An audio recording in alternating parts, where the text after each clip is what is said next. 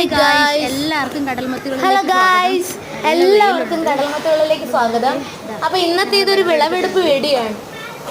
വീഡിയോയിലേക്ക് കടക്കുന്നതിന് മുമ്പായിട്ട് ദയവായി ചാനൽ ആരെങ്കിലും സബ്സ്ക്രൈബ് ചെയ്യാതെയോ നിങ്ങൾ ഷെയർ ചെയ്യാതെയോ കമൻറ്റ് ചെയ്യാതെയോ ലൈക്ക് ചെയ്യാതെയൊക്കെ കാണുകയാണെങ്കിൽ നിങ്ങൾ ദയവായിട്ട് സബ്സ്ക്രൈബ് ചെയ്യാനും ലൈക്ക് ചെയ്യാനും കമൻറ്റ് ചെയ്യാനും ഒന്നും മറക്കരുത്.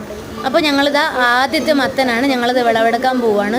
നല്ല വെയിലുണ്ട്. ഇപ്പം തൊപ്പിയൊക്കെ വെച്ചിട്ടാണ് അവർ വിളവെടുത്തത്. അപ്പോൾ ഞാൻ മക്കളുടെ തന്നെ കൊടുത്തു, കാരണം അവർക്ക് കൃഷി ഒരു വലിയൊരു അത്ഭുതമായിട്ടും കൃഷിയിലേക്കുള്ള പുതിയ പാഠങ്ങൾ നമുക്ക് നമ്മുടെ കുഞ്ഞുമക്കൾക്ക് കൊടുക്കണമല്ലോ.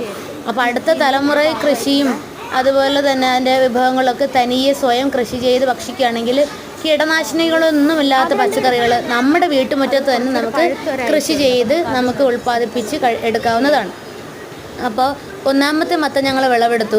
ഇനിയിപ്പോൾ ഞങ്ങൾ രണ്ടാമത്തെ മത്തൻ, അത് നല്ല പഴുത്തിട്ടുണ്ട്. അത്യാവശ്യം നല്ല കട്ടിയൊക്കെ ഉണ്ട് ഈ മത്തൻ വിളവെടുക്കാനായിട്ട്. അപ്പോൾ ഒത്തിരി കഷ്ടപ്പെട്ടു വിളവെടുക്കാനായിട്ട്.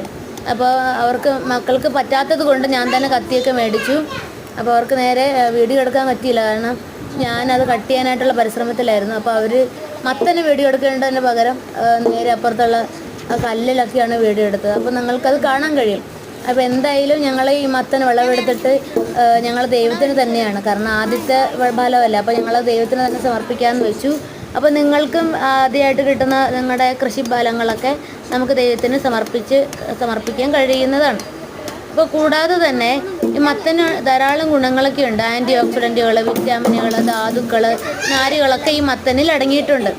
അപ്പോൾ മത്തന് കൊണ്ട് നമുക്ക് ധാരാളം വിഭവങ്ങളും ഉണ്ടാക്കാനായിട്ട് കഴിയും. ഒപ്പം തന്നെ തോരൻ വയ്ക്കാം. 10 തോരനിൽ മത്തനില ഒന്നാമത് തന്നെ പ്രധാന സ്ഥാനം വഹിക്കുന്നുണ്ട്.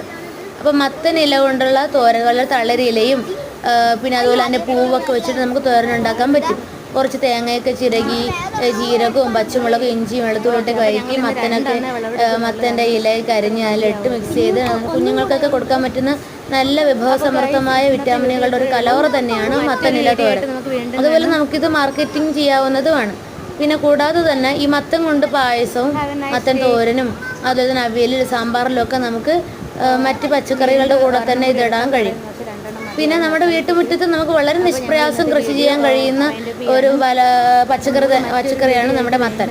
അപ്പോൾ ഈ മത്തൻ വലിയ പരിചരണമൊന്നും വേണ്ട, നല്ല വെയിലുള്ള സ്ഥലങ്ങളിലൊക്കെ ഒത്തിരി മത്തൻ നമുക്ക് ലഭിക്കും. അപ്പോൾ എല്ലാവരും ഇതുപോലെ ഒരു അടുക്കളത്തോട്ടം ഉണ്ടാക്കാനായിട്ട് ശ്രമിക്കുക.